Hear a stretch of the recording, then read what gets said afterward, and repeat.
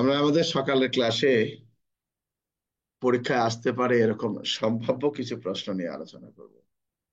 আসলে পরীক্ষার প্রশ্ন কোনটা আসবে কোনটা আসবে না এটা বোঝাপড়া মুশকিল। তারপরে আমরা চেষ্টা করে যাই। আমাদের কিছু কৌতূহল ছিল কিছু বিষয় নিয়ে। তো কিছু কিছু কৌতূহলের আমি সমাধান করার চেষ্টা করি মাত্র। তো আমার কাছে যে বইটা আছে এটা হলো আহ জুডিশিয়াল এবং অ্যাডভোকেটশিপ, লিখিত অ্যাডভোকেটশিপ পরীক্ষার যে লিখিত, অর্থাৎ তাদের যে নিবন্ধন পরীক্ষার যে পরীক্ষা হয় সেখানে যে লিখিত যে প্রশ্নের উত্তরগুলো এখানে আছে। আহ, আমরা সেটা নিয়ে কিছুটা আলোচনা করবো। আসলে বই তো শেষ নাই। 300 টাকা দিয়ে একটা বই কিনলো আর সে মাস্টার হয়ে গেল, বা সে এটা নিয়ে ভরসা করে থাকবে তা না। জ্ঞান অর্জন করতে গেলে, জ্ঞানের পরিধি বাড়াতে গেলে তাকে অনেক কিছু পড়তে হবে, ভালোটাও পড়তে হবে, খারাপটাও পড়তে হবে, তাহলে তার মেধাটা বিকশিত হবে। যেমন আমার এই বইটাতে একটা প্রশ্ন আছে যে জামিন। আমরা বুঝতে পারছি এখানে প্রশ্নের বিষয়টা হলো জামিন সংক্রান্ত। যেমন জামিন কাকে বলে, জামিন কোন বিবেচনায় জামিন কত প্রকার।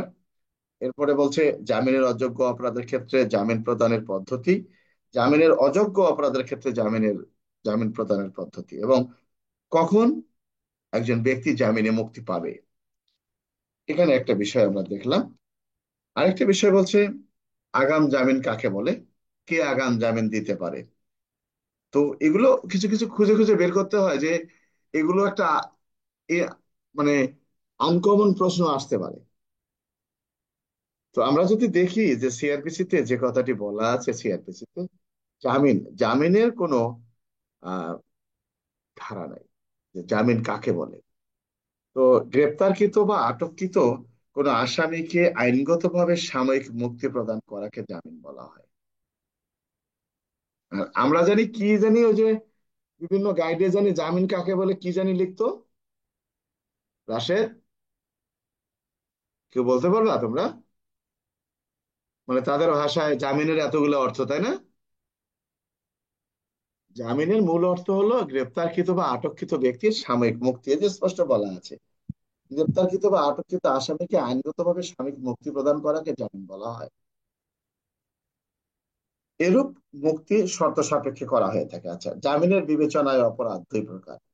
অর্থাৎ যদি কখনো প্রশ্ন আসে যে জামিন সংক্রান্ত ঘটনায় কোন বিষয়টি আদালত বিবেচনায় নেবেন, সেখানে বলা হয়েছে জামিনের বিবেচনায় আদালত দুটো বিষয় নেবেন: জামিনযোগ্য অপরাধ, জামিনের অযোগ্য অপরাধ বিবেচনায় নেবেন। তা বলছে জামিনযোগ্য অপরাধের ক্ষেত্রে জামিন মঞ্জুর কখন করা যেতে পারে। অর্থাৎ জামিন মঞ্জুর করতে পারেন, এটি সম্পূর্ণ দায় দায়িত্ব আদালতের। একজন পুলিশ কর্মকর্তাও কিন্তু জামিন দিতে পারেন জামিনযোগ্য অপরাধের ক্ষেত্রে, জামিনের অযোগ্য অপরাধের ক্ষেত্রে। তো পুলিশ কর্মকর্তাও যে জামিন দিতে পারেন, এই পুলিশ কর্মকর্তা জামিন দিতে গেলে পুলিশ কর্মকর্তার কাছে কিছু কিছু সম্পত্তি আছে, আদালতের কিছু বিষয় আছে। তো জামিনযোগ্য অপরাধ অর্থাৎ অপরাধটাই জামিনযোগ্য। তো জামিনযোগ্য অপরাধের ক্ষেত্রে যে আদালত জামিন দেবেন এটা কিন্তু না, এটা এটা আদালতের এখতিয়ার। এটা আদালতের এখতিয়ার, আদালতের মর্জি আমরা যেটাকে বলি। তো জামিনযোগ্য অপরাধ এই সম্পর্কে বলা হয়েছে সিআরপিসির 496 ধারায়। এখন আমরা যে বিষয়টা একটু আলোচনা করতে চাচ্ছি যে ফৌজদারি কার্যবিধি 1898 সালের ফৌজদারি কার্যবিধি অনুযায়ী 496, 497 এবং 498 ধারার যথাক্রমে জামিনযোগ্য অপরাধে জামিন, জামিন অযোগ্য অপরাধে জামিন বলছে 496 এবং 497 এবং 498। এই তিনটা ধারা যদি আমরা পর্যালোচনা করি, সেখানে বলা হয়েছে জামিনযোগ্য অপরাধে কখন জামিন মঞ্জুর করা যাবে, জামিনের অযোগ্য অপরাধে কখন জামিন মঞ্জুর করা যাবে, আবার আগাম জামিন কখন প্রদান করা যাবে। এই তিনটা ধারায় তিনটা বিষয় এখানে উল্লেখ করা আছে। তাহলে জামিনযোগ্য অপরাধ সেখানে বলা আছে, 496 ধারা বলা আছে যে জামিনযোগ্য অপরাধের আসামি যদি দরখাস্ত করেন, জামিনযোগ্য অপরাধে অভিযুক্ত ব্যক্তি গ্রেপ্তার হলে বা কোনো থানার ভারপ্রাপ্ত কর্মকর্তা কর্তৃক বিনা ওয়ারেন্টে গ্রেপ্তার হলে বা আটক থাকলে, আদালতে উপস্থিত থাকলে তাকে জামিনদার সহ বা জামিনদার ব্যতীত মুচলেকা সম্পাদন করে জামিনে মুক্তি পায়।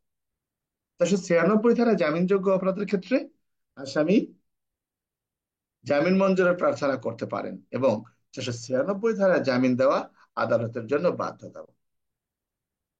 তো যদি কখনো প্রশ্ন আসে যে কোন ধরনের অপরাধে একজন অভিযুক্ত ব্যক্তির জামিন প্রদান করা আদালতের জন্য বাধ্যতামূলক, এটা আইনের বিষয় এখানে স্পষ্ট করে বলা আছে যে তার অ্যাজ অফ রাইট, তার এখানে স্পষ্ট করে বলা আছে জামিন মঞ্জুরের ক্ষেত্রে প্রার্থনা করার জামিন মঞ্জুরের ক্ষেত্রে বাধ্যতামূলক, আদালত করতে পারে।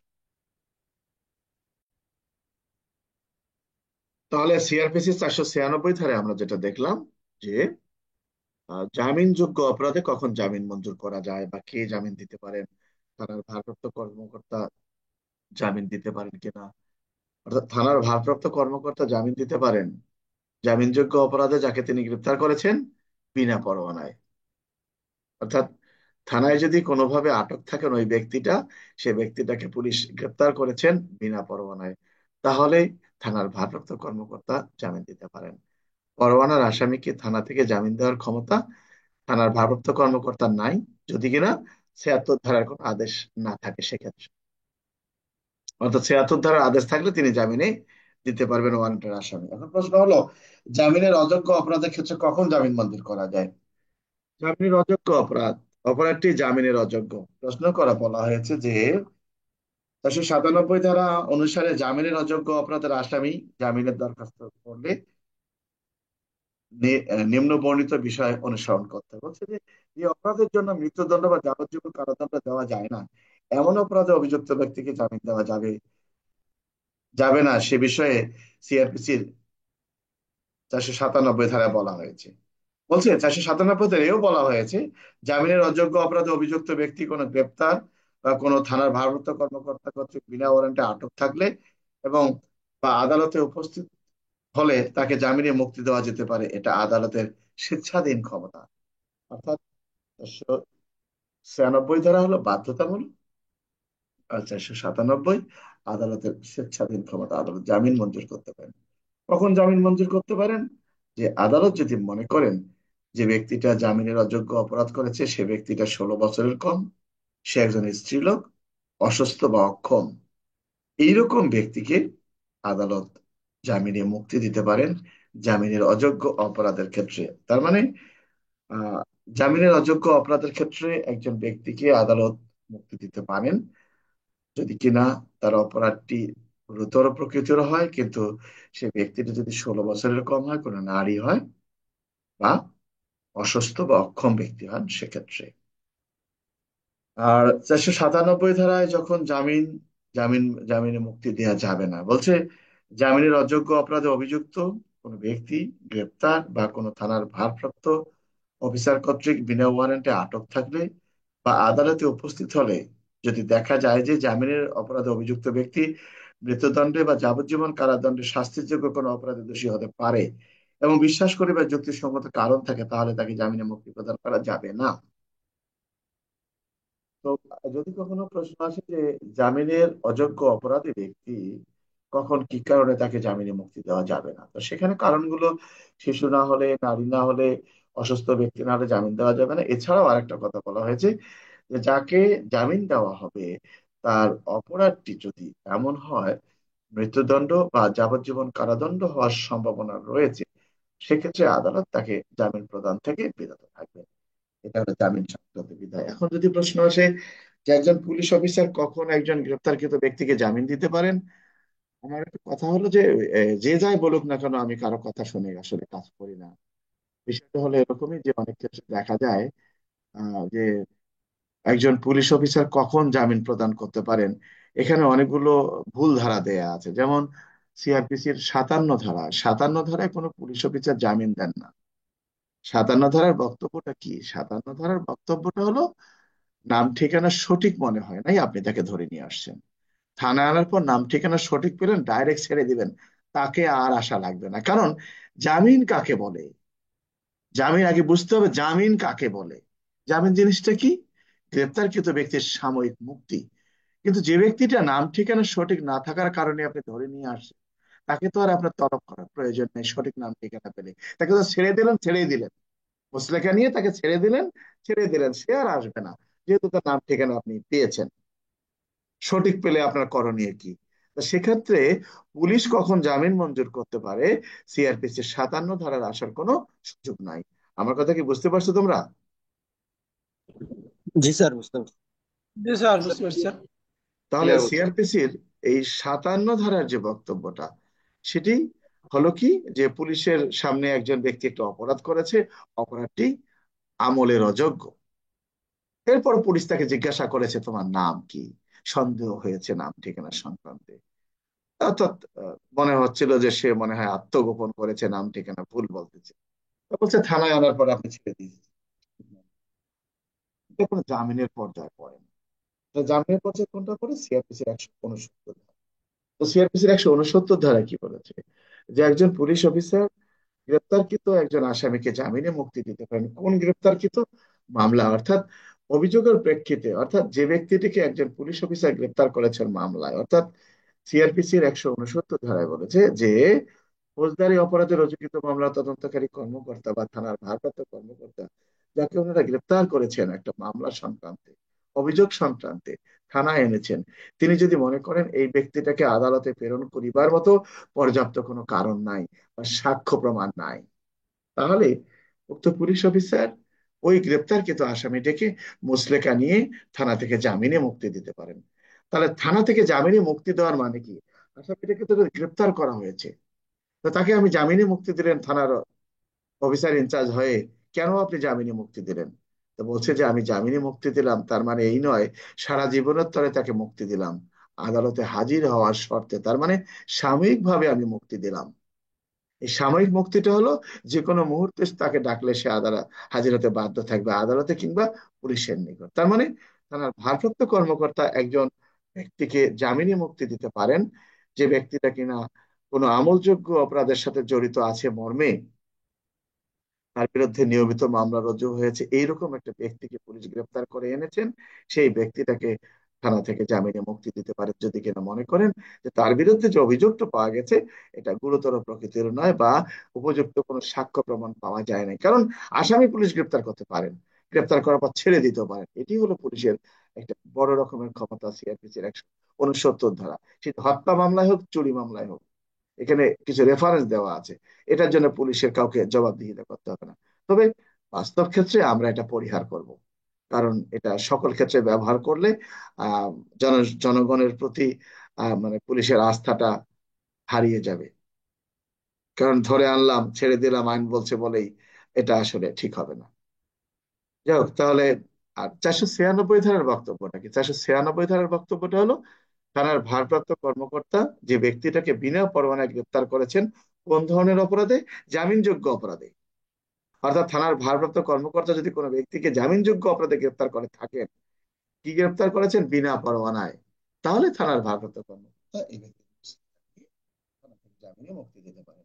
আর জামিনের অযোগ্য অপরাধের ক্ষেত্রেও থানার ভারপ্রাপ্ত কর্মকর্তা জামিনে মুক্তি দিতে পারেন, যদি কিনা থানার ভারপ্রাপ্ত কর্মকর্তা সেই ব্যক্তিটাকে গ্রেপ্তার করে থাকেন বিনা পরোয়ানায়, এবং সে ব্যক্তিটা যদি নারী হয়, শিশু হয়, অসুস্থ বা অক্ষম ব্যক্তি হয়ে থাকেন, অতি বৃদ্ধ হয়ে থাকেন, সে ব্যক্তিটাকে আদালত একজন থানার ভারপ্রাপ্ত কর্মকর্তা যদি বিনা পরোয়ানায় গ্রেপ্তার করে থাকেন, তাকে থানা থেকে জামিনে মুক্তি দিতে পারেন। তো এই বিষয়টা আমরা জেনে রাখলাম যে আমাদের আহ জামিন প্রদানের ক্ষেত্রে বা কে কে কখন কিভাবে জামিন প্রদান করতে পারেন। জামিনের বিষয়টি মূলটা হলো জামিন প্রদান করার ক্ষমতা হলো আদালতের, তবে কিছু কিছু ক্ষেত্রে সেখানে একজন থানার ভারপ্রাপ্ত কর্মকর্তা তিনিও জামিন প্রদান করতে পারেন। আবার সিআরপিসি 169 ধারায় থানার তদন্তকারী কর্মকর্তা অর্থাৎ মামলার তদন্তকারী কর্মকর্তা তিনিও জামিন প্রদান করতে পারেন।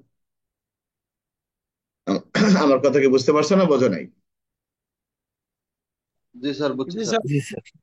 আমরা চলে আসি আগাম জামিন কাকে বলে। এই আগাম জামিন নিয়ে আমাদের এমসিকিউ তে অনেক কথা আছে। আগাম জামিন কাকে বলে? সিআরপিসি অনুযায়ী, সিআরপিসি 498 ধারা অনুসারে আটক বা গ্রেপ্তারের আশঙ্কা আছে এমন কোন ব্যক্তি গ্রেপ্তার হওয়ার পূর্বে জামিন মঞ্জুর করলে তাকে আগাম জামিন বলে। এখানে যে কথাটি বলা আছে যে গ্রেপ্তার হওয়ার পূর্বে জামিন মঞ্জুর করলে তাকে আগাম জামিন বলা যাবে, বলা আছে। অর্থাৎ এখানে বলা আছে যে সিআরপিসির 498 ধারায় বলা আছে, যখন কোনো ব্যক্তি মনে করেন যে গ্রেপ্তার হওয়ার আশঙ্কা আছে, অর্থাৎ সে নিজেকে যখন মনে করেন যে আমাকে হয়তো গ্রেপ্তার করতে পারে, এই গ্রেপ্তারের পূর্ব মুহূর্ত পর্যন্ত, আহ গ্রেপ্তারের পূর্বে আগাম জামিন করলে তাকে আগাম জামিন বলা হয়। এখন আমরা পরের তথ্যে চলে আসি। কে আগাম জামিন দিতে পারেন? হাইকোর্ট বিভাগ এবং দায়রা আদালত। কোনো ম্যাজিস্ট্রেট কোনো ব্যক্তিকে আগাম জামিন দিতে পারেন। দিতে পারেন কে? হাইকোর্ট বিভাগ এবং দায়রা আদালত। এখন এখানে কথা বলা হয়েছে অত্র আইনের বিধান অনুসারে দায়রা আদালতের বিচার্য বিষয় হবে এক, এ ধরনের জামিন মঞ্জুরের ক্ষেত্রে কেবল দৃশ্যত উক্ত উক্ত জামিন মঞ্জুর করার জন্য যথেষ্ট কারণ আছে। আচ্ছা, এখানে যে কথাটি বলা হয়েছে যে আদালত এই সিআরপিসির 498 ধারার একজন ব্যক্তিকে আগাম জামিন প্রদান করতে পারেন। ফৌজদারি কার্যবিধির 498 ধারায় জামিন মঞ্জুর করার পাশাপাশি জামিনের অর্থের পরিমাণ হ্রাসের ক্ষমতা দেওয়া হয়েছে 498 ধারা। যাক, আমরা মোটামুটি একটা বিষয় আলোচনা করলাম যে আগাম জামিনের ক্ষেত্রে আহ, কে আগাম জামিন দিতে পারেন, বা আগাম জামিন এখানে কি কারণে আগাম জামিন নেওয়া হয়। তো বলছে যে যদি গ্রেপ্তারের কোনো আশঙ্কা থাকে সেক্ষেত্রে আগাম জামিনটা নেওয়া হয়ে থাকে। যাক, মোটামুটি আলোচনা যতটুকু, আমরা পরবর্তীতে আলোচনা করব। আমরা এখন চলে যাব বিস্ফোরক দ্রব্য আইন। যেমন কিছুদিন আগে আন্দোলন চলাকালে কিছু মামলা হয়েছে। বিস্ফোরক দ্রব্য আইনের 3 ধারায় মামলা হয়েছে বিস্ফোরক আহ, বিষয়টি। তো আমাদের একটা প্রশ্ন আসছিল, বিস্ফোরকের সংজ্ঞা, কোন বিষয়টা বিস্ফোরক বলা হবে। তো এটা আমরা দেখব। তো বিস্ফোরকের মধ্যে আমরা একটা বিষয় আমরা দেখতে পারি যে কে কি অপরাধ করলেন ব্যাখ্যা দিন। যে ক নামক ব্যক্তি ত্রাস সৃষ্টি করিবার লক্ষ্যে গুলিস্তান গুলিস্তান চৌরাস্তার মোড়ে ককটেল নিক্ষেপ করেন। ফলে ফলে ককটেলটি বিস্ফোরিত হয় এবং কয়েকজন লোক আহত হন। এক্ষেত্রে কয়ের অপরাধ কি? অর্থাৎ ক নামক ব্যক্তি নিজের অধিপত্য, ক নামক ব্যক্তি নিজের অধিপত্য বিস্তারের লক্ষ্যে গুলিস্তানস্থ নবাবপুর রোডের মাথায় বা নবাবপুর রোডে কি করেন? প্রকাশ্য কিছু স্থানে বা জনসমাগম স্থানে ককটেল বা বোমা বিস্ফোরণ ঘটান। এই বিস্ফোরণ ঘটানোর ফলে সেখানে অনেক লোক হতাহত হন। এক্ষেত্রে তার অপরাধ কি? আসলে এই যে বিস্ফোরক উপাদানাবলী আইন, এর 3 ধারায় বলানো হয়েছে যে জীবন, ব্যক্তি, সম্পত্তি বিপন্ন হতে পারে এরূপ বিপজ্জনক বিস্ফোরক ঘটানোর শাস্তি। আচ্ছা, আরেকটা বিষয় বলা আছে অপরাধ করার উদ্দেশ্যে বিস্ফোরক ঘটানোর শাস্তি। এখন এই যে কে কি অপরাধ করলে, তো যদি কোনো ব্যক্তি ফুটান, তাহলে কত ধারায় যদি মানুষ আহত হয়? 3 ধারা। হ্যাঁ, 3 ধারা স্যার। 3 ধারা। কোনটা? 3 ধারা স্যার। 3 ধারা। তিনের কতে কি বলা আছে? অপরাধ করার উদ্দেশ্যে বিস্ফোরণ ঘটানোর শাস্তি, এই তো? কি আমার কথা বুঝতে পারছো? সাথে সাথে উত্তর জি দেবে, স্যার। উত্তর না দিলে দেরি হবে। স্যার। আচ্ছা, যদি এরকম প্রশ্ন আসে যে আপনি গোপন সংবাদে জানতে পারলেন অমুক জায়গায় কয়েকজন ব্যক্তি আহ বোমা সদৃশ্য ব্যক্তি নিয়ে অপরাধ করার উদ্দেশ্যে সমবেত হয়েছে, আপনি উক্ত সংবাদের সত্যতা যাচাই করার জন্য সঙ্গীয় ফোর্স সহকারে সেখানে গেলে তারা পুলিশের উপস্থিতি টের পেয়ে বোমার বিস্ফোরণ ঘটায়। এক্ষেত্রে আপনার কয়েকজন ফোর্স আহত হয়, আপনি সাহসী ভূমিকা নিয়ে দুজনকে গ্রেপ্তার করেন এবং তাদের কাছ থেকে 2টি তাজা বোমা উদ্ধার করেন। তাহলে কোন কোন ধারা হবে? 3, 4। একটা হলো বিস্ফোরক ঘটানো হয়েছে মানুষের ক্ষতিগ্রস্ত করা হয়েছে, আর একটা হলো তার কাছে পাওয়া গেছে। আর তার মানে বুঝতে হবে যে কোনো ব্যক্তির কাছে পাওয়া যায়। যদি এরকম প্রশ্ন থাকে যে ক নামক ব্যক্তি এলাকায় ত্রাস সৃষ্টি করিবার লক্ষ্যে বোমা বহন করাকালে বা ককটেল বহন করাকালে পুলিশ কর্তৃক ধৃত হয়, পুলিশ কি করবেন? পুলিশ সেটা জব্দ তালিকা বলে জব্দ করে হেফাজতে নিবেন। এবং আরেকটা বিষয় এখানে উল্লেখ করা আছে, সেটা হলো এই ব্যক্তির বিরুদ্ধে থানায় নিয়মিত মামলা দায়েরের জন্য অভিযোগ দায়ের করবেন। ভালো কথা। তাহলে কি আমরা বুঝতে পারছি না বুঝি নাই?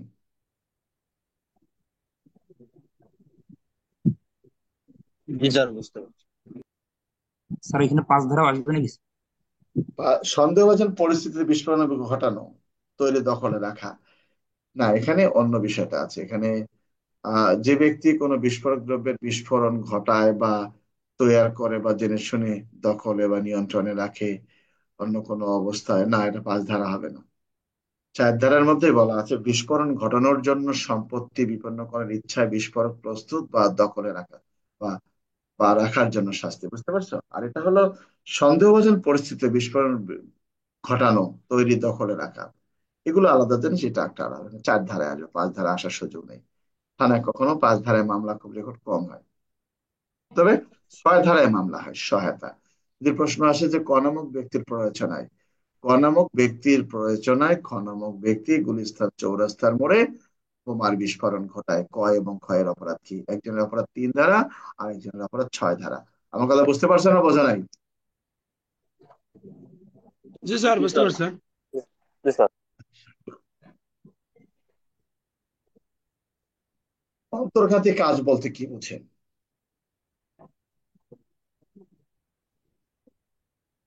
অন্তর্ঘাতী কাজ কাকে বলে? বিশেষ ক্ষমতা আইনের 15 ধারা উনিশশো স্যার। চুয়াত্তর সনের বিশেষ ক্ষমতা আইনের কিছু প্রশ্ন আছে, সেখানে অন্তর্ঘাতী কাজ হিসেবে গণ্য করা হয়েছে। যদি প্রশ্ন আসে কে কি অপরাধ করলেন, ব্যাখ্যা দিন। ক নামক ব্যক্তি, ক নামক ব্যক্তি ট্রেন দুর্ঘটনা যাতে ঘটে, অর্থাৎ দেশের মধ্যে বিশৃঙ্খলা সৃষ্টি করিবার লক্ষ্যে রেল লাইনের নাট খুলে ফেললে কি রেলওয়ে আইনে অপরাধ হবে, না এই বিশেষ ক্ষমতা আইনে তার বিরুদ্ধে ব্যবস্থা নেওয়া যাবে? বিশেষ ক্ষমতায় নেবে ব্যবস্থা নিয়ে হবে। বিশেষ ক্ষমতা আইনের 15 ধারায় অপরাধ হবে। রাস্তায় যাতে কোনো যানবাহন সঠিকভাবে চলাচল না করে, বা একটা বৈধ সরকারকে, একটা বৈধ সরকারকে বিপত্তি বা জনসম্মুখে ক্ষতিগ্রস্ত করিবার লক্ষ্যে ক খ গ এই 8-10 জন ব্যক্তি একটা ব্রিজ, বেইলি ব্রিজ অপসারণ করেন, তাদের অপরাধটা কোন ধারায়? এই 1974 সনের বিশেষ ক্ষমতা আইনের 15 ধারায়। আবার যেমন একটা প্রশ্ন আমাকে একদিন জিজ্ঞেস করছিল সাইফুল, যে পোড়ামোবিল, অর্থাৎ বিক্রয়ের উদ্দেশ্যে, বা পোড়ামোবিল মজুত রেখেছে বিক্রয়ের উদ্দেশ্যে, পোড়ামোবিল বা মানসম্মত লুব্রিকেন্ট, যেটা একে বলা হয় ইঞ্জিন অয়েল, যেটাকে বলা হয় ভেজাল মানসম্মত মোবিল, নয়, ভেজাল। বা ভেজাল, এটা কোন ধারার অপরাধ? ভেজালের ক্ষেত্রেও কিন্তু এটা এই 1974 সনের বিশেষ ক্ষমতা আইনের 15 ধারার মধ্যে বলা হয়েছে। তার মানেটা হলো যে অক্ষমতা দুর্বল করিবার, কার্যকারিতা ব্যাহত করিবার উদ্দেশ্যে, ক্ষতি সাধন করিবার উদ্দেশ্যে কোনো কাজ, অর্থাৎ অক্ষমতা, অর্থাৎ যে ক্ষমতা আছে সেই ক্ষমতাটাকে ব্যাহত করিবার উদ্দেশ্যে বা ক্ষতি করিবার উদ্দেশ্যে, বলছে কোনো ভবন, যানবাহন, যন্ত্রপাতি, কলকব্জা ইত্যাদি, আর সরকারের কোনো স্থানীয়, ওই যে যানবাহন, যেহেতু লুব্রিকেন্ট ভেজাল যানবাহনের মধ্যে পড়বে, কোন রেলপথ, শূন্য ঝুলন্ত সেতু ইত্যাদি, অর্থাৎ এই অন্তর্ঘাতী কাজের যে বিষয়টি আছে সেটা এই আইনের 15 ধারায় উল্লেখ করা হয়েছে। আমরা যদি কখনো আসে আমরা সেটা দেখবো। আচ্ছা, এখানে আমরা চলে আসি 24 ধারা। সান্ধ্য আইন বলতে কি বুঝেন? সান্ধ্য আইন কাকে বলে, বা কে সান্ধ্য আইন জারি করতে পারেন, কখন কি কারণে সান্ধ্য আইন জারি করা হয়ে থাকে? সান্ধ্য আইনের বিষয়টি কি? সান্ধ্য আইন আসলে এই প্রশ্নটি পূর্বে যেটা ছিল এই 1974 সালের বিশেষ ক্ষমতা আইনের 24 ধারায় সান্ধ্য আইন সম্পর্কে বলা হয়েছে। এই সান্ধ্য আইনটা এক সময় ছিল সন্ধ্যাকালীন আইন, আসলে এই আইনটার এখন সে আইন নাই। এই সান্ধ্য আইনটা এখন বলা হয়েছে কি, আগে সন্ধ্যাকালীন আইন ছিল, যে বেলা ডুবা থেকে, অর্থাৎ সূর্য অস্ত থেকে সূর্য উদয় পর্যন্ত, সেই সূর্য অস্ত থেকে উদয় পর্যন্ত সময় কোনো ব্যক্তি পাশ ব্যতীত ঘরের বাইরে আসতে পারবে না। কিন্তু এখন সেটা পরিবর্তন হয়েছে, পরিবর্তন করে কি বলা হয়েছে, যে এই সান্ধ্য আইনের কথাটি বলা হয়েছে যে এটি সরকার যখন নিষেধাজ্ঞা দিবেন বা বিজ্ঞপ্তি দিবেন, অর্থাৎ মহানগরী এলাকার জন্য পুলিশ কমিশনার সরকারের অনুমোদন সাপেক্ষে, এবং আহ, মহানগর এলাকা ব্যতীত অন্যান্য অঞ্চলের জেলা ম্যাজিস্ট্রেটের কথা এখানে বলা হয়েছে, তারা কি করতে পারেন, যে আহ, অনুমোদিত ব্যক্তি, অর্থাৎ পাশ ছাড়া কোনো ব্যক্তি রাস্তার বাইরে পারবেন না, অর্থাৎ নিষেধাজ্ঞা দিতে পারেন। কোন ক্ষেত্রে? জনস্বার্থে, যদি মনে করেন যে সকল ব্যক্তি রাস্তায় প্রকাশ্যে এলে রাষ্ট্রের ক্ষতি হওয়ার সম্ভাবনা রয়েছে, এরকম কোন ক্ষেত্রে এই জনস্বার্থে এই কাজগুলো করতে পারেন, অর্থাৎ সান্ধ্য আইন জারি করতে পারেন। অর্থাৎ এই আদেশ প্রাপ্তির পর কোনো ব্যক্তি পাশ ছাড়া ঘরের বাইরে আসতে পারবেন না। যদি কোনো ব্যক্তি আসেন, সেক্ষেত্রে তার বিষয়টি অপরাধ হিসেবে গণ্য হবে। সেখানে তার 1 বছর পর্যন্ত কারাদণ্ডের কথা বলা হয়েছে, বা সেখানে অর্থদণ্ডও হতে পারে। তো সান্ধ্য আইন কে জারি করতে পারেন? সান্ধ্য আইন জারি করতে পারেন মেট্রোপলিটন এলাকার জন্য পুলিশ কমিশনার, এবং মেট্রোপলিটন এলাকার বাইরে কে করতে পারেন? সেটি পারেন জেলা ম্যাজিস্ট্রেট। তো আমি এই জন্য মাঝে মাঝে কথা বলি যে এলাকার আইন শৃঙ্খলা রক্ষার দায়িত্ব বর্ত মানে বর্তা এলাকার আইন শৃঙ্খলা, অর্থাৎ এলাকার আইন শৃঙ্খলা রক্ষার দায়িত্ব বর্তায় হলো জেলা পুলিশ সুপারের।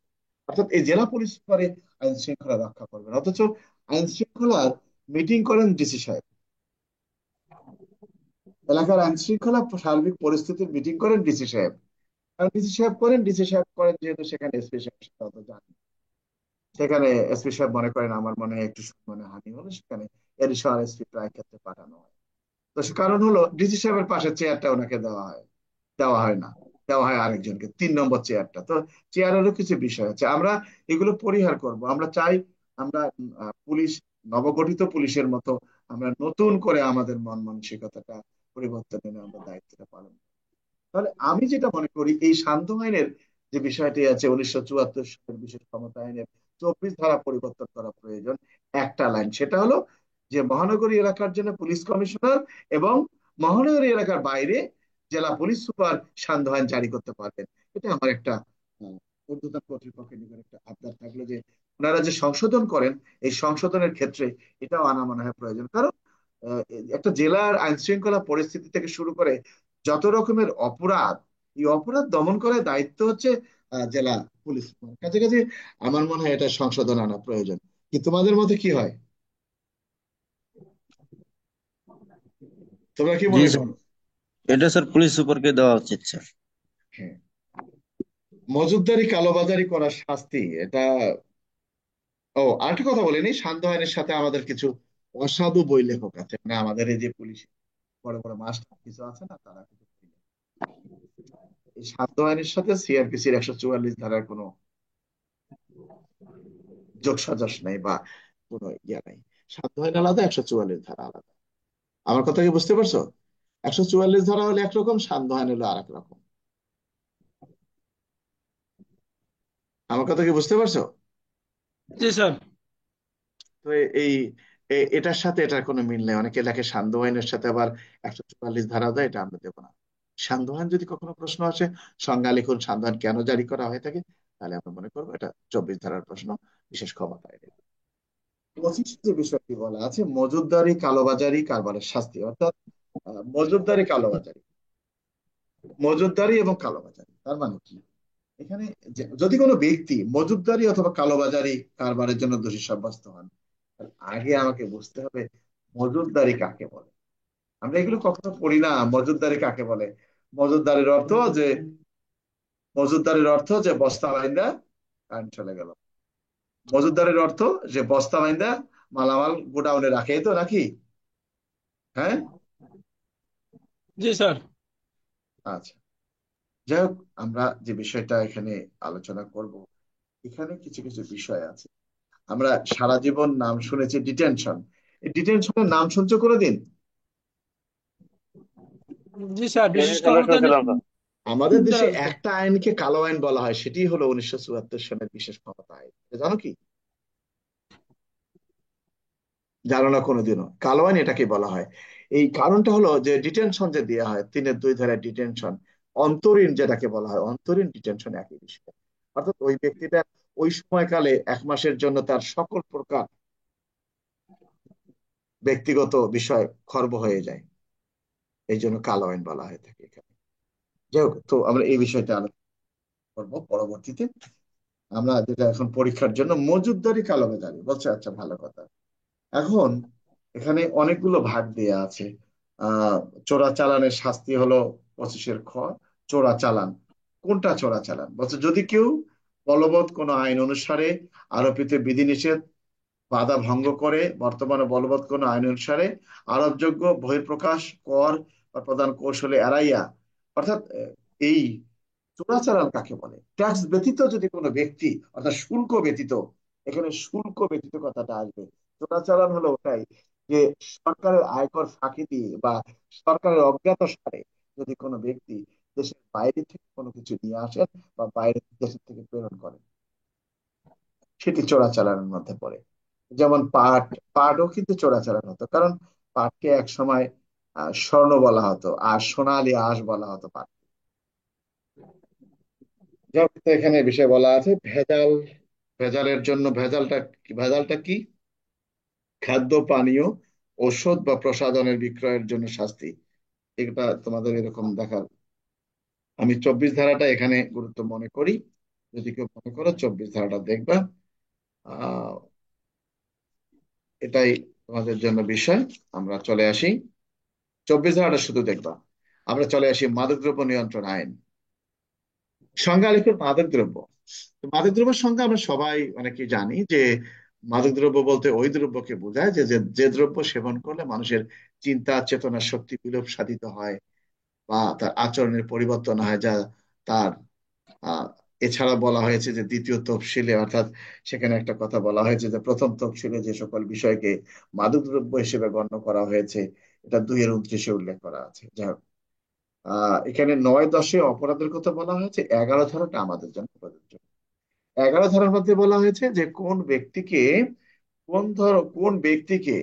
অ্যালকোহল সেবনের অনুমতি দেওয়া যাবে, অর্থাৎ একজন মুসলমান কখন কি কারণে অ্যালকোহলের সেবনের অনুমতি পাইতে পারে, বা একজন মুসলমান কি অ্যালকোহল সেবন করতে পারেন, যদি পারেন কোন পরিস্থিতিতে কখন। এটা একটা 11-এর প্রশ্ন আসতে পারে এরকম। আরেকটা বিষয় হলো যে ক নামক ব্যক্তি, এখানে যে কথাটি বলা হয়েছে যে ক নামক ব্যক্তি, আহ তিনি, ক নামক ব্যক্তি একজন চা শ্রমিক বা ডোম, তিনি মাতাল অবস্থায় রাস্তায় চলাফেরা করলেন, এটি একটা অপরাধ। তাহলে আমরা যদি দেখি যে আহ মাদকদ্রব্য নিয়ন্ত্রণ আইন 2018-এর বিধান অনুসারে কোন ব্যক্তির মাদক সেবনের ক্ষেত্রে লাইসেন্সের প্রয়োজন নাই, বা কোন কোন ব্যক্তিদের মাদক বা অ্যালকোহল মাদক বলতে অনেকগুলো মাদককে বোঝায়, অ্যালকোহল সেবনের ক্ষেত্রে মাদক সেবনের কথা বলতে ইয়াবাও একটা মাদক, হিরোইন একটা মাদক। জেনে রাখতে হবে যে আমাদের দেশে শুধুমাত্র খ শ্রেণীর যে সকল মাদকদ্রব্য আছে সেগুলো সেবনের অনুমতি দেওয়া হয়েছে, অর্থাৎ অ্যালকোহল, ওই হিরোইন প্যাথেডিন এটার কোনো লাইসেন্স দেওয়া হয় না, এটার দেওয়ার সুযোগও নাই। ইয়াবা এগুলোর কোনো লাইসেন্স নাই। প্যাথেডিন অনেক ক্ষেত্রে মানুষের ওই অজ্ঞান অপারেশনের ক্ষেত্রে ব্যবহার হতে পারে, সেটা আলাদা একটা বিষয়। কিন্তু এখানে মূলত যে কথাটি হলো যে এই ইয়াবা বা হিরোইন বা মরফিন বা কোডিন এগুলো কখনোই অনুমতি দেওয়া হয় না। তো কার প্রয়োজন নাই লাইসেন্স? বলছে মুসিমাতর ডোম, চা শ্রমিক, নিজ শ্রেণী গোষ্ঠী, তারা ঐতিহ্যগতভাবে নিজেরা যে চোলাই মদটা তৈরি করেন, নিজেরা যে মদটা তৈরি করেন, এই মদটা সেবন করার ক্ষেত্রে তাদের লাইসেন্সের প্রয়োজন নাই। কিন্তু একজন একজন এই মুসিমতর ডোম, সে যদি সরকার কর্তৃক এই শুল্ক দিয়ে আনা বা কেরু কোম্পানির মদ সেবন করেন, সেক্ষেত্রে কিন্তু তার লাইসেন্সের প্রয়োজন আছে। কি আমার কথা কি বুঝতে পারছো না, বোঝো নাই? এটা তোমরা এই ভাষাটাই তোমরা হয়তো বোঝো নাই। তাদের লাইসেন্সের প্রয়োজন নাই। মুসিমাতর ডোম কোন ধরনের অ্যালকোহল সেবনের, ঐতিহ্যগত ভাবে তারা নিজেরাই যেটা তৈরি করেন সেটা। তাহলে অন্যটা খাইতে গেলে তাকে কি করতে হবে? লাইসেন্স নিতে হবে, এই তো নাকি? জি স্যার। কিন্তু এটা তো তোমরা বোঝো না, তার মানে তোমরা বোঝো যে মুসিমতের ডোম অ্যালকোহল সেবন করলে অনুমতির প্রয়োজন নাই, লাইসেন্সের প্রয়োজন নেই। কি আইনুল? সঠিক স্যার। আইনুল, আইনুল কত পাইছো তুমি এবার? 40 স্যার। যাক, তো আর 40 দিন লাগবে না, তার আগে তোমার পদোন্নতি হয়ে যাবে, তাই না? এই তো মনে হয় এ মাসে দিতে পারে আইনুল। স্যার আশায় আছি তো স্যার। সবার জন্য দোয়া করবা, এই স্যার। লোকগুলো আছে, জি স্যার। সাব ইন্সপেক্টর হওয়ার কত আশা। শোনো, দেশের মধ্যে যতই সমস্যার সৃষ্টি হোক না কেন, চাকরি চাকরি। কারণ একটা জিনিস মনে রাখবা, এই স্বল্প পড়াশোনায়, এসএসসি পাস, এই পড়াশোনায় এসে একজন ব্যক্তি এডিশনাল এসপি হয়ে যাচ্ছে সেটা শুধুমাত্র পুলিশে বিভাগীয় পদোন্নতি নিয়ে, যে যেটাই বলুক না কেন। অন্য ডিপার্টমেন্টে এই সুযোগ সুবিধাগুলো নাই। অনেক, এই যে আমাদের জাহাঙ্গীর আর্ম ব্রাঞ্চের, আমি যখন ইন্সপেক্টর তখন সে আর্ম সাব ইন্সপেক্টর, সে অলরেডি এডিশনাল এসপি তে তার নাম চলে গেছে। এসএসসি পাশে ব্যক্তি, সশস্ত্র শাখার, এএসপি তো অভাব নাই। তো আপনি যে থাকলে যে আপনি থাকলে হ্যাঁ, আপনারও হতো স্যার। আমার আমার হিসাব আলাদা। ভাগ্যের অনেক কিছু আসে, নিজেই মেনে নিতে হয়। অনেক কিছু আছে নিজেরাই মেনে নিতে হয়। চাকরি করি না, খুব আরামে আছি, কষ্ট একটাই, কালকে কি দিয়ে চাল ডাল কিনবো। এই যে তোমাদের সাথে ঘন্টার পর ঘন্টা কথা বলি, এটাও কিন্তু শরীরে ক্ষতি হয়, জানো তো? এটা কিন্তু শরীরে ক্ষতি হয়, এটা জি বুঝতে স্যার, হবে। পরিশ্রম। এই যে আমি ঘরে বসে শীতের দিনে এসি চালাতে হচ্ছে, কারণটা কি? কথা বললে সরাসরি অলরেডি তখন শরীরের তাপ সৃষ্টি হয়ে যায়, এটা কিন্তু ক্ষতিকর। তো চাকরিতে থাকলে তখন হয়তো ক্লাস নিলেও কিন্তু বেতনটা তো ভালো পেতাম। তারপরে সর্বোপরি মহান আল্লাহ পাক যেটা করেন সেটা ভালোই করেন। যা গল্প শেষ, কারণটা আমি বলি। এখানে বলা হয়েছে মুসি মেতরডম শ্রমিক নিজ শ্রেণীগোষ্ঠী কর্তৃক তাড়ি এবং পচই পান করিবার ক্ষেত্রে রাঙ্গামাটি বান্দরবনের লোক, ঘাগড়াছড়ির লোক, এক্ষেত্রে তাদের লাইসেন্সের প্রয়োজন হবে না। তার মানে কি, এখানে কিন্তু বলে নাই অন্যান্য অ্যালকোহল পান করতে গেলে তাদের লাইসেন্সের প্রয়োজন হবে না, তা কিন্তু বলে নাই। এটা কিন্তু খেয়াল রাখবা, যদি প্রশ্ন আসে কে কি অপরাধ করলেন ব্যাখ্যা দিন। ক নামক ক নামক চা শ্রমিক ক নামক চা শ্রমিক তিনি চৌরাস্তার মোড়ে বসে বা সে কি করলো, সে বারে বসে অ্যালকোহল সেবন করলেন। বারে কাকে শোনো, এই যে বার, অর্থাৎ মদের দোকান, যেখানে মদ কেনা বেচা হয়, বসে খাওয়া যায়, মদের চায়ের দোকানের মতো আর কি, বুঝতে পারছো? মদের হোটেল, মনে করো মদের হোটেল। তো এই মদের হোটেলে মদ খাইতে পারবে কে? মানে অ্যালকোহল খাইতে পারবে কে? যার কিনা লাইসেন্স আছে, যার কিনা পারমিট আছে, যাকে কিনা অনুমোদন দেওয়া হয়েছে। ফাও লোক খাইতে পারবে না, আন্দাজিতে বসে খাবে। এই জন্যই বারের কিছু শর্ত দেওয়া আছে, যে ব্যক্তির এগেনিস্টে। এই জন্য অনেকগুলো কথা বলা আছে মাদকদ্রব্য নিয়ন্ত্রণ আইনে, পরে আমরা যাব। কারণ পরীক্ষা হলেও একটা বিষয় জেনে রাখো, সেখানে তল্লাশি করে রেজিস্টার পত্র চেক করতে পারে কি জন্য, কতগুলো আনছিলা, কতগুলো বেচছো, কার কাছে বেচছো, তার লাইসেন্স নাম্বার কত, ওইটার সাথে মিলায় দেখো তুমি ওজনে ঠিক দিচ্ছ কিনা। তার মানে তুমি এত গ্রামে 1 কেজি, তোমার তোমার কেজিতে ওজনে কম আসছে কিনা, লিটারে কম যাচ্ছে কিনা। তাহলে এগুলো তোমার কাছে বেশি থাকতেছে, বেশিগুলো কার কাছে বেচছো, তুমি তো অবৈধ বেশিগুলো বেচতে পারবা না। অনেকগুলো কাহিনী আছে এখানে। তো 11 ধারার প্রশ্নটা হলো যে একজন মুসলমান সেবন করতে পারবেন যদি কিনা অনুমতি প্রদান করেন সরকারি কোনো হাসপাতালের কমপক্ষে একজন সহযোগী অধ্যাপক, কি ক্ষেত্রে? চিকিৎসা প্রয়োজনে। তবে একবারের অতিরিক্ত নয়, ভালো কথা। আর মুসিবতের দম বিদেশি কূটনীতিক, বিদেশি কূটনীতিকগণের বিষয়ে বলা আছে, বিদেশি কূটনীতিকগণ তারাও লাগেজ রুলসের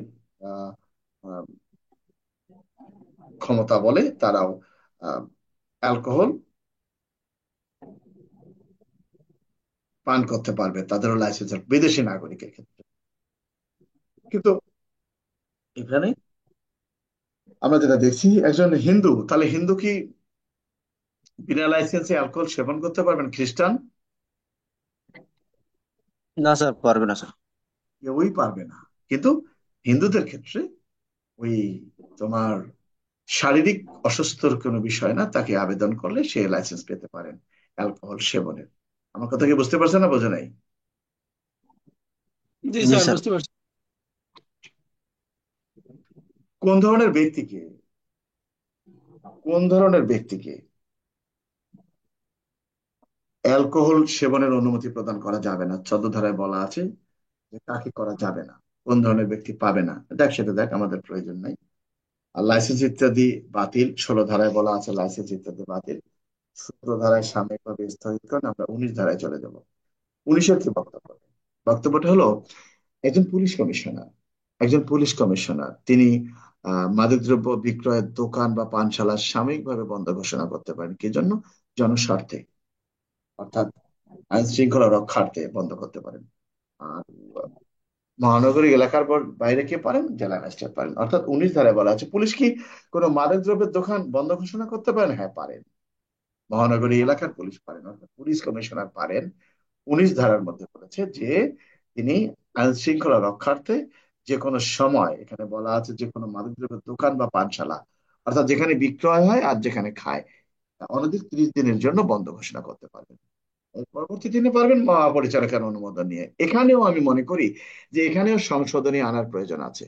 এলাকার আইন শৃঙ্খলা পরিস্থিতি রক্ষার্থে এখানেও এই পুলিশ সুপারকে ক্ষমতাটা দেওয়া প্রয়োজন বলে আমি মনে করি। অর্থাৎ পুলিশ কমিশনারকে এই ক্ষমতাটা দেওয়ার প্রয়োজন আছে এই কারণেই যে পুলিশ দুঃখিত, জেলা পুলিশ সুপারকে ক্ষমতাটা দেওয়ার প্রয়োজন আছে বলে আমি মনে করি। এখানে জেলা magistrate, police super oblique police commissioner, এটি কাউকে অসম্মান করার প্রয়োজন নেই। পুলিশ সুপার কেউ দিল, এখানে জেলা ম্যাজিস্ট্রেট কেউ দিল, তাহলে আমার মনে হয় এই বিষয়টা সংশোধনের ব্যাপারে এটাও কিন্তু আলোচনার মধ্যে আসতে পারে। কারণ এখানে দেখা যায় জেলা পুলিশের কোনো ক্ষমতাই নেই, অথচ জেলা পুলিশের কিন্তু প্রয়োজন এই কোনো স্থানের বার বা মাদকদ্রব্যের দোকান বন্ধ করার।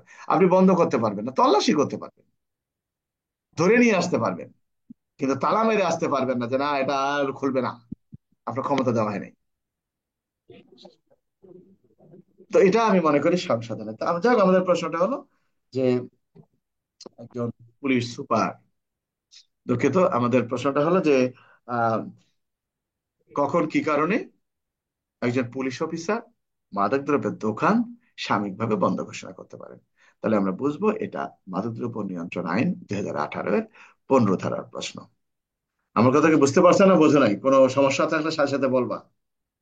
কিছু আছে? 19 ধারা আছে। না স্যার, বুঝতে পারছি। আচ্ছা, এখানে আহ প্রবেশের ক্ষমতার কথা বলা হয়েছে, প্রকাশ্য স্থান ইত্যাদি আটক বা গ্রেপ্তারের ক্ষমতা। আপনি একজন পুলিশ অফিসার, রাস্তায় চেকপোস্ট ডিউটি করাকালে আপনি জানতে পারলেন আহ, এত নাম্বার যানবাহনে কিছু মাদকদ্রব্য বহন করছে। সেক্ষেত্রে আপনার করণীয় কি করবেন? আপনি পুলিশ অফিসার, আপনি দেখলেন যে একটা যানবাহনে মাদকদ্রব্য আসতেছে, এরকম সংবাদ প্রাপ্তির পর আপনার করণীয় কি? তো এখানে বা কোনো যানবাহন তল্লাশি করে যদি মাদকদ্রব্য পাওয়া যায়, সেক্ষেত্রে পুলিশ অফিসার কি দায়িত্ব পালন করতে পারবেন? এখানে একটা কথা বলা হয়েছে, যে বিষয়ে বলা হয়েছে, যদি কোনো ক্ষমতাপ্রাপ্ত অফিসার এরূপ বিশ্বাস করিবার কারণ থাকে যে কোনো প্রকাশ্য স্থানে বা কোনো চলাচলকারী যানবাহনে, অর্থাৎ চলমান কোনো যানবাহনে এ আইনের পরিপন্থী কোনো মাদকদ্রব্য, বাজেয়াপ্তযোগ্য মাদকদ্রব্য ইত্যাদি আছে, তাহলে তিনি তল্লাশি করতে পারবেন। এবং তাহলে আমার দায়িত্বটা কি হবে? যে আমি যদি জানতে পারি যে কোনো যানবাহনে মাদকদ্রব্য বহন করা হচ্ছে, তাহলে আমি উক্ত যানবাহনটা আটক করতে পারবো এবং তল্লাশি করে যানবাহনে থাকা মাদকগুলো জব্দ তালিকা বলে জব্দ করে হেফাজতে নিতে পারবো। আর সেখানে যে ব্যক্তিটা আছে, সেই ব্যক্তিকে যদি সন্দেহ হয়, তাহলে তাকে আমি বিনা পরোয়ানায় গ্রেপ্তার করতে পারবো। আমার কথাটা কি বুঝতে পারছো না বোঝো নাই? জি স্যার, বুঝতে পারছেন। কিন্তু আমরা ভুল কি করি, আমরা ওই 21 না দিয়ে 23 দেই, 23 না দিয়ে 21 দিই। কি 21-এর বক্তব্যটা হলো প্রকাশ্য স্থানে বা কোনো যানবাহনে মাদকদ্রব্য বহন করা হচ্ছে বা লুকিয়ে রাখা হয়েছে, এরকম কোন সংবাদ যদি পুলিশ জানতে পারেন, তা এই প্রকাশ্য কোন স্থানে পুলিশ তল্লাশি করতে পারেন, তো খোলামেলা জায়গা তল্লাশি করতে পারেন। আর এই 23-এর বক্তব্যটা হলো আবদ্ধ কোনো স্থান কিংবা কোনো বোটে কিংবা কোনো জাহাজে। আর এখানে বলা হয়েছে কোনো যানবাহনের কথা। অর্থাৎ এখানে কি কথা বলছে? মাদকদ্রব্য অপরাধ সংগঠনকারী উদ্যত কোনো ব্যক্তি অপরাধ করেছে বিশ্বাস করিবার কারণ থাকে, তাকে তল্লাশি করে তার কাছে যদি মাদক পাওয়া যায়, তাহলে তাকে আটক করে। তার মানে কে কে সংশ্লিষ্ট পুলিশ অফিসারের করণীয় কি? কর্মক পুলিশ অফিসার চেকপোস্ট ডিউটি করাকালে জানতে পারলেন একটি প্রাইভেট কারে মাদকদ্রব্য লুকায়িত আছে। প্রশ্ন এটুকুই। প্রশ্নের উপরে বলছে সংশ্লিষ্ট পুলিশ অফিসারের করণীয় কি। তাহলে কি করবেন? 20 ধারায় বলা হয়েছে উক্ত পুলিশ অফিসার উক্ত যানবাহনটা তল্লাশি করতে পারবেন। তল্লাশি করে দলিল দেওয়া, মানে সেখানে তোমার বাজেয়াপ্ত যোগ্য হোক আর বাজেয়াপ্ত অযোগ্যই হোক, তল্লাশি করে সেগুলো আটক করতে পারবেন যদি কোনো বৈধ পেপার না থাকে। আটক করে হেফাজতে নিতে পারবেন। এই হলো বিষয়টা। এরপর মামলা দিবেন না দিবেন সেটা আপনার বিষয়, কিন্তু মামলা তো আপনার দিতেই হবে, আইনের বিধান আছে। কিন্তু আপনি করণীয় কি? অর্থাৎ আপনাকে পাওয়ার দেওয়া হয়েছে। আমার কথা কি বুঝতে পারছেন না বোঝো নাই? জি স্যার, বুঝতে পারছি স্যার। কে কি অপরাধ মানে ক নামক ব্যক্তিকে যদি আপনি 50 বোতল ফেন্সিডিল নিয়ে মোটরসাইকেলে যাওয়াকালে আটক করেন, তাহলে আপনি কি করবেন? ওই 21 ধারাটায় আপনি প্রয়োগ করবেন। এরপর মাদকের পরিমাণ অনুযায়ী তার বিরুদ্ধে মামলা হবে। কেননা ওই মাদকদ্রব্য নিয়ন্ত্রণের 36-এর যে সারণী আছে, সেখানে এতে গ্রেপ্তার করার ক্ষমতার কথা বলা হয়নি। এই গ্রেপ্তারের ক্ষমতা দেওয়া হয়েছে এই 21 ধারায়। আমার কথা কি বুঝতে পারছো না বোঝো নাই? জি স্যার, বুঝতে পারছি স্যার। আবার অন্য জায়গায় গ্রেপ্তারের কথা বলা হয়েছে। যাই হোক, আমরা চলে আসি। তাহলে কি আমরা বুঝতে পারছি আইনুল কথাটা? জি স্যার। আমরা চলে আসি 23 ধারা, পরোয়ানা ব্যতি রেখে তল্লাশি ইত্যাদির ক্ষমতা। পরোয়ানা ব্যতি রেখে অর্থাৎ কোন কোন পদের কর্মকর্তাগণ মাদকদ্রব্য উদ্ধার অভিযান পরিচালনা করতে পারে, বা কোন স্থানে মাদকদ্রব্য লুকায়িত আছে মর্মে সংবাদ প্রাপ্ত হলে কোন পদের কর্মকর্তা উক্ত মাদকদ্রব্য উদ্ধারের অভিযান পরিচালনা করতে পারে, বা মাদকদ্রব্য সংক্রান্ত কোন ধরনের অপরাধ দমন কল্পে একজন বিজেপির লেস নায়ক একজন বিজেপির লেস নায়ক এই মাদকদ্রব্য উদ্ধার অভিযান পরিচালনা করতে পারে। অর্থাৎ 23-এর মধ্যে আরেকটা হলো যে যৌথ অভিযান আমাদের একটা, এই যে যৌথ অভিযান বা যুগপৎ অভিযান, আমরা যেটাই আসুন না কেন, যুগপৎ অভিযান কি একত্রিত ভাবে অভিযান, একসাথে। আমরা মাঝে মাঝে ব্লক রেড বলি না, এক মাথা থেকে শুরু করে আর এক মাথা, তুমি এদিক থেকে আসো আমি এদিক থেকে আসি, চুরুনি অভিযান বলেন, আসলে এটি হলো এই মাদকদ্রব্য উদ্ধার অভিযান। অনেকে পিআরবি 378-এ দিয়েছে, পিআরবি 378 না, ওইটা না। যাই হোক, আমরা যেটা আলোচনা করব এখানে আরেকটা বিষয় ছিল মানি লন্ডারিং প্রতিরোধ আইন একটা আছে, আর একটা আপনার সেখানে আরেকটা আছে দুর্নীতি দমন কমিশন আইন, সেখানেও একটা বিষয় বলা আছে। যাই হোক, তাহলে পরোয়ানা ব্যতি রেখে তল্লাশির ক্ষমতা ওখানে হলো প্রকাশ্য স্থান তল্লাশি। পুলিশ কখন কি কারণে কোন স্থান বিনা পরোয়ানায় তল্লাশি করতে পারেন মাদকদ্রব্য নিয়ন্ত্রণ আইনের আলোকে আলোচনা করুন, বা মাদকদ্রব্য উদ্ধার অভিযান ক্ষেত্রে বিনা পরোয়ানায় কখন তল্লাশি করা যায়, সেখানে কোন পদের কর্মকর্তা পারেন। বলছে যে মহাপরিচালক অথবা মহাপরিচালকের নিকট থেকে ক্ষমতাপ্রাপ্ত অন্য কোনো অফিসার, দ্বিতীয়ত কোনো পুলিশের উপপরিদর্শক বা চতুর্থ কোনো কর্মকর্তা, কাস্টমস এর কথা বলা হয়েছে, বিজিপির কথা বলা হয়েছে, কোস্ট গার্ডের কথা বলা হয়েছে। তারাও কি করবেন, কি কারণে? কারণগুলো হলো কোনো মাদকদ্রব্য সংক্রান্ত অপরাধ সংগঠিত অলরেডি হয়ে গেছে, হওয়ার সম্ভাবনা রয়েছে, এরূপ বিশ্বাসের কারণ থাকে। তো তারা কি করতে পারবেন বলছে, উক্ত স্থানে প্রবেশ করে তল্লাশি করতে পারবেন, বাধাপ্রাপ্ত হলে সিআরপিসির 48 ধারা অনুসরণ করতে পারবেন, 49 ধারা অনুসরণ করতে পারবেন, উক্ত স্থানে যে সকল মাদকদ্রব্য পাবেন তা সে আটক করতে পারবেন, এবং উক্ত স্থানে যে সকল ব্যক্তি আছে তাদের দেহ তল্লাশি করতে পারবেন, এবং দেহ তল্লাশি করার পর উক্ত স্থানে যে ব্যক্তির সন্দেহ হয়েছে তাকে আপনি বিনা পরোয়ানায় গ্রেপ্তার করতে পারবেন। তার মানে আমরা দেখলাম যে একটা মাত্র বিষয় আছে যে বিনা পরোয়ানায় গ্রেপ্তার এখানে দুটো ধারায় আছে, একটা হলো 21, একটা হলো 23। আমার কথা কি বুঝতে পারছো? জি স্যার, বুঝতে পারছি। আমাদের দেশের বিষয়টা তো আমরা দেখলাম। এখানে আহ রাত্রিকালে কি মাদকদ্রব্য উদ্ধার অভিযানের পরিচালনার জন্য তল্লাশি করা, অর্থাৎ রাত্রিকালে কি মাদকদ্রব্য উদ্ধার অভিযান পরিচালনা করা যায়? বলছে হ্যাঁ যায়, রাত্রেও যাবে, রাত্রিবেলাও যাবে। কারণটা হলো এই মাদকদ্রব্য উদ্ধার অভিযান পরিচালনা করতে গেলে যেখানে লাইসেন্স প্রাপ্ত ব্যক্তি আছে সেখানে দিনের বেলা অফিস চলাকালীন সবাই করতে হবে। তাহলে কখন পারবেন? বলছে যে সূর্য সূর্যাস্ত হতে সূর্যোদয়ের মধ্যবর্তী সময়ের মধ্যে তল্লাশি করা প্রয়োজন, সেক্ষেত্রে পারবেন যদি কিনা মনে করেন মালামাল সরে ফেলতে পারে, ধ্বংস করে ফেলতে পারে, বা নিয়ে যেতে পারে, এরূপ বিশ্বাস করিবার কারণ থাকলে তখন এটি করতে পারবেন। অর্থাৎ এই মাদকদ্রব্য নিয়ন্ত্রণ আইনের 24-এর 2-এর 1 এই কথাটি বলা হয়েছে। অর্থাৎ সেখানে যে কথাটি বলেছে যে যে কোনো প্রশ্ন আছে যে মাদকদ্রব্য উদ্ধার অভিযান পরিচালনা কি দিনে করা, রাত্রিকালে কি মাদকদ্রব্য উদ্ধার অভিযান পরিচালনা করা যাবে?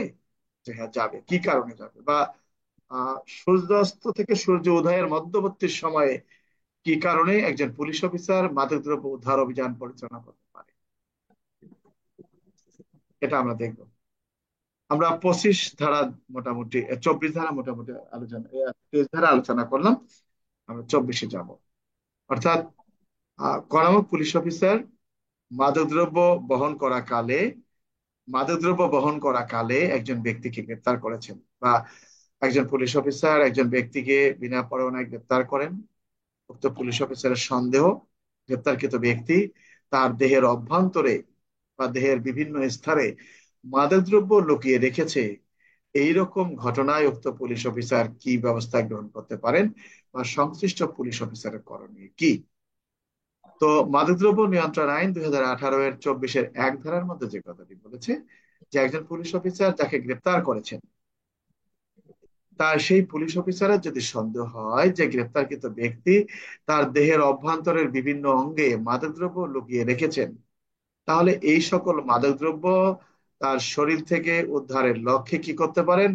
এক্স রে, আলট্রাসোনোগ্রাম, ইসিজি, এই বায়োস্কোপিও আছে, এই সকল বিষয় করার জন্য আহ প্রয়োজনীয় ব্যবস্থা গ্রহণ করতে পারবেন। পুলিশ তো আর এটা পরীক্ষা করবেন না, পুলিশ পরীক্ষা নিরীক্ষা করার জন্য আদালতের নিকট আবেদন করতে পারে। অর্থাৎ তার শরীরে এ সমস্ত মাদকের কোনো বিষয় লুকিয়ে আছে কিনা সেগুলো করার ক্ষেত্রে। তার মানে একজন পুলিশ অফিসার এই কাজটি করতে পারেন। কি কাজটি করতে পারবেন? যে একজন ব্যক্তির দেহের অভ্যন্তরে যদি মাদকদ্রব্য লুকিয়ে থাকে, তাহলে এগুলো পরীক্ষা নিরীক্ষা করে বের করিবার নিমিত্তে আদালতের নিকট আবেদন করতে পারবেন। আমার কথা কি বুঝতে পারছেন না বোঝা নাই? জি স্যার, বুঝতে পারছেন। এখানে তার মলমূত্রটা পরীক্ষা নিরীক্ষা করা যেতে পারে। যাই হোক, এখানে অনেক কিছু বিষয় বলা আছে। আমরা যদি এখন দেখি ডোপ টেস্ট কাকে বলে, ডোপ টেস্ট কাকে বলে, আরেকটা হলো কি কারণে ডোপ টেস্ট করা হয়, আরেকটা হলো আহ ডোপ টেস্টে শনাক্তকৃত ব্যক্তির প্রতি করণীয় কি। তো এটা আবার পরবর্তীতে আলোচনা করা হয়েছে। আমরা যদি ডোপ টেস্ট বলতে কি বুঝি, আমরা 24-এ দেখলাম একজন ব্যক্তির শরীরের বিভিন্ন অঙ্গে, মলদ্বারে হতে পারে, প্রস্রাবের রাস্তায় হতে পারে, বা অন্য কোনো অঙ্গে হতে পারে, সে মাদকদ্রব্য লুকিয়ে রেখেছে। তো এগুলো বার করতে গেলে পরীক্ষা নিরীক্ষা করা প্রয়োজন। আমরা অর্থাৎ কোন জায়গায় রাখছে কেমনে বুঝবো? আমাদের দেশে বহু হয় শনের বার খেয়ে আনে, পলিথিন দিয়ে মোড়ায়, এটা বলে গলবে না 3 ঘন্টা 4 ঘন্টায়। বাঙালি এরও পারে। মলদারে নিয়ে আসে হেরোইন, স্বর্ণের বার বা ইয়াবা, বা প্রস্রাবের রাস্তায় মেয়েরা নিয়ে আসে অনেক কিছু, আমাদের দেশে ঘটে বলে। তো এগুলো পরীক্ষা নিরীক্ষা করা প্রয়োজন। কোথায় আছে সে তো বের করে দিবে না পেটের মধ্যে খেয়া রাখলে। তো পরীক্ষা নিরীক্ষা করলে, এক্স রে করলে তো বোঝা যাবে তার পেটের মধ্যে সামথিং কিছু আছে। এখন এই ড্রগ টেস্ট কাকে বলে?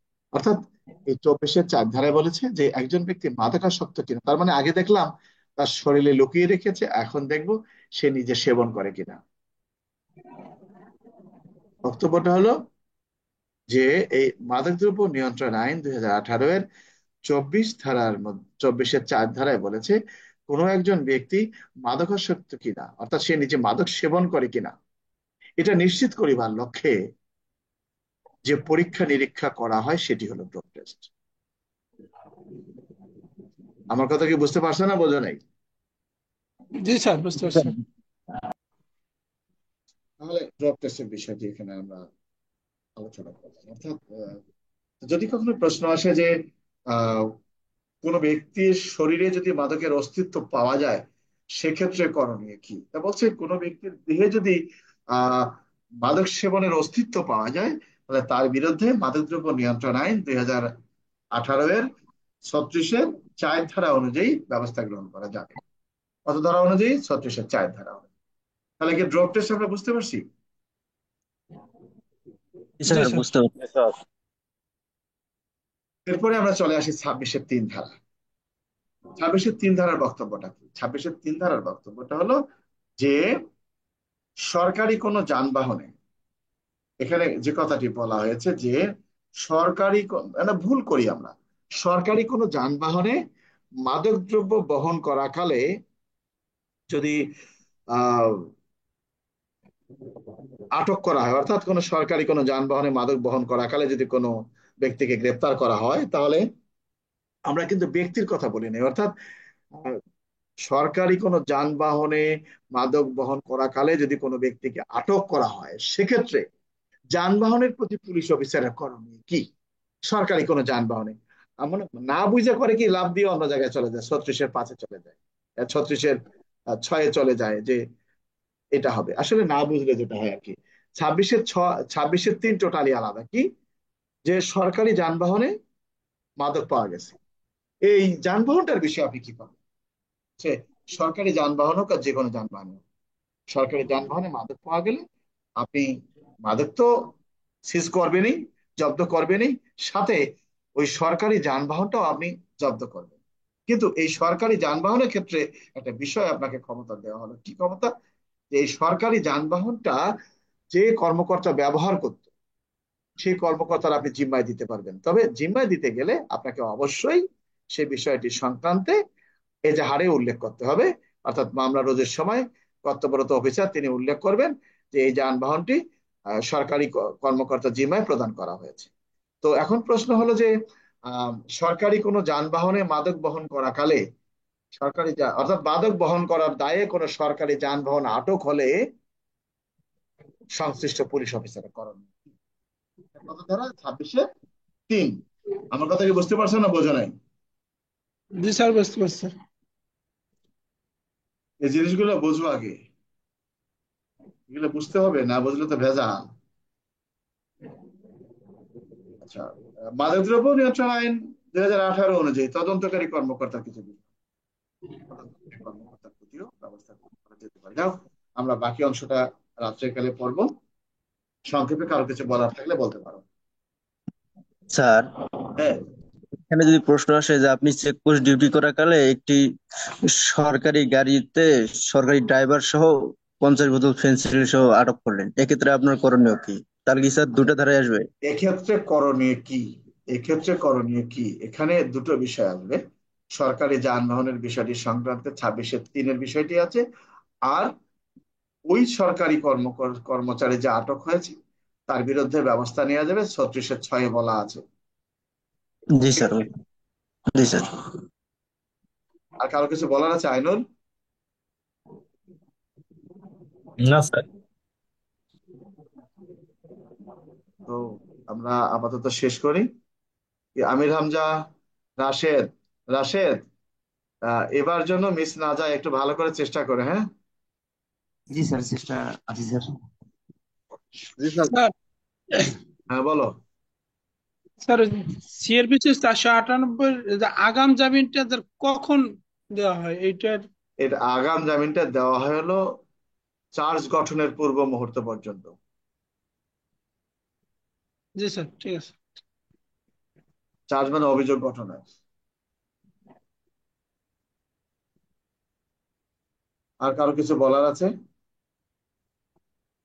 যাক, আমরা পুলিশ সদস্য, আমরা যেখানে ডিউটিতে যাই না কেন আমাদের ধৈর্যের পরিচয় দিতে হবে, সাহসিকতারও পরিচয় দিতে হবে, ভদ্রতারও পরিচয় দিতে হবে, সবকিছুই আমাদের পুলিশের উপরে বর্তায়, কারণ একমাত্র পুলিশই পারে মানুষ গড়ার কারিগর শিক্ষকদেরকে না বলে পুলিশকে বলতে হবে। সবাই ভালো থাকো, সুস্থ থাকো, ধন্যবাদ সবাইকে। আচ্ছা। রাত 8:30টায় ক্লাস আসে, সবাই যত সময় চলে আসবা, অবশ্যই অবশ্যই আসার চেষ্টা করবা যদি সুযোগ পাও। ধন্যবাদ।